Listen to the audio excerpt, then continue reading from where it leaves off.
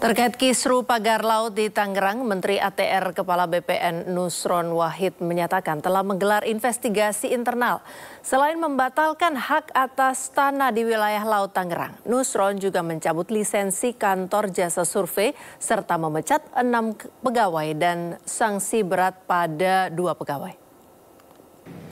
Langkah-langkahnya kita sudah melakukan proses pembatalan hak atas tanah. Sekarang juga kita batalkan sebanyak 50 bidang yang semua nanti dalam perjalanannya semua yang ada di luar garis pantai yang di laut semua dibatalkan. Kemudian kita sudah melakukan penegakan disiplin melalui rekomendasi pencabutan lisensi KJSP, RMLP yang melakukan pengukuran. Kemudian yang nomor 2 adalah kita telah bersanksi berat berupa pembebasan dan penghentian dari jabatan 6 pegawai dan sanksi berat kepada 2 pegawai.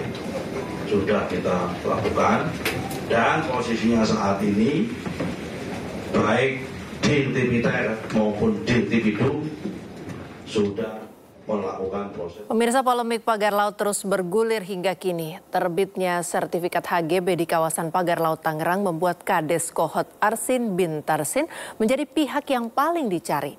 Lalu benarkah alasan penerbitan sertifikat HGB pagar laut karena kawasan tersebut sebelumnya merupakan kawasan tambak?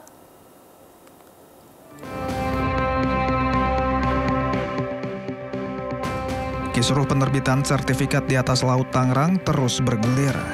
Melalui kuasa hukumnya, pihak Agung Sedayu Group mengaku telah memiliki 254 sertifikat HGB di sekitar pagar laut, yaitu di Desa Kohot, Kabupaten Tangerang.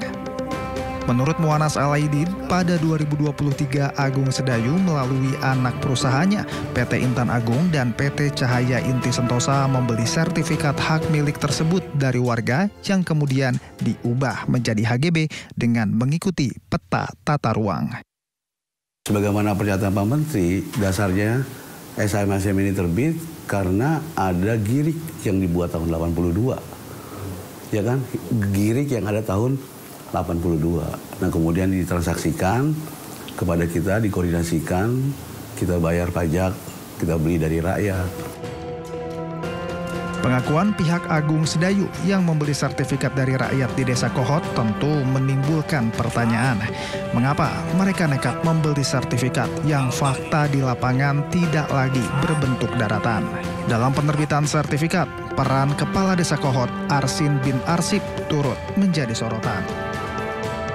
Sebelum mengabulkan permohonan melalui pengkajian yang sangat luar biasa. Pengkajiannya itu ada di pihak terkait. Nah, saya hanya kepala desa hanya mengajukan permohonan. Yang saya lengkapi atas permohonannya itu nggak ujuk-ujuk, Pak. Langsung itu, iya prosesnya lama banget, tahunan itu. Di Desa Kohot itu, khususnya yang ada di pinggir laut, itu dulunya tanah empang. Itu memang abrasi dan sangat luar biasa abrasinya.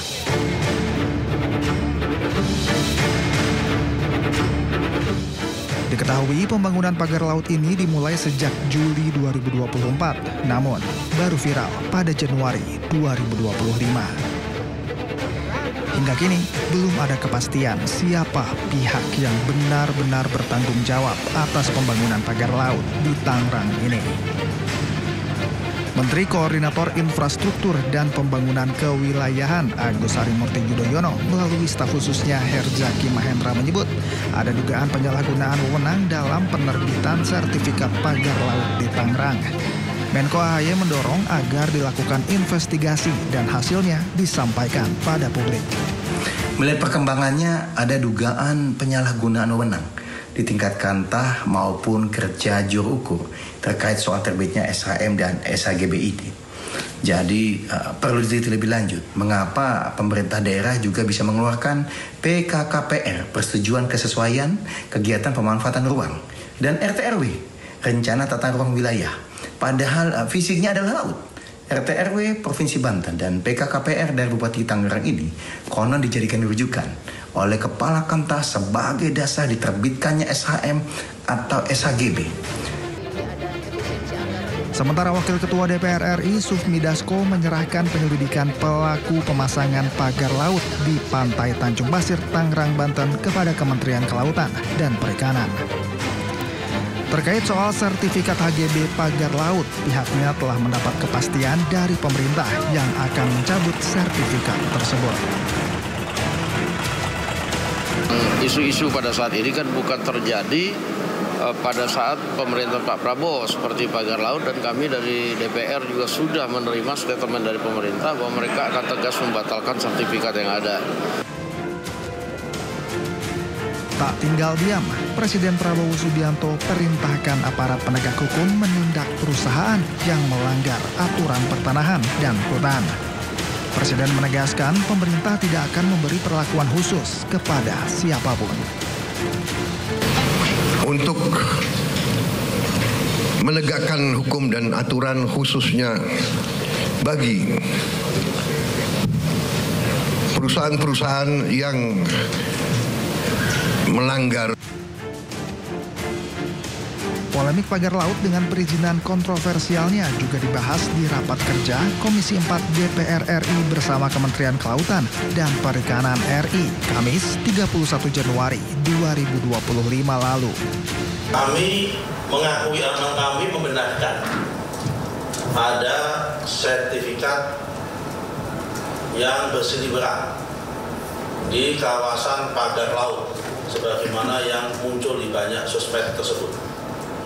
Jumlahnya 263 bidang.